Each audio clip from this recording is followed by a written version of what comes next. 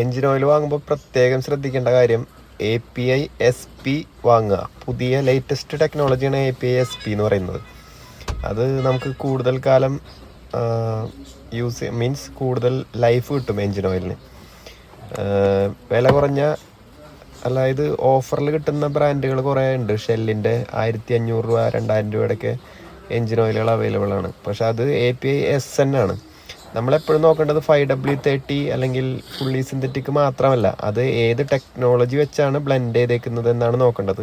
പിന്നെ അതിൻ്റെ base oil ഏതാണെന്ന് നോക്കണം. ഞാനിതിന് മുൻപ് മാറിയ അതായത് ഇതിന് മുൻപ് പലതവണ മാറിയ എൻജിൻ ഓയിലാണ് ഇത്.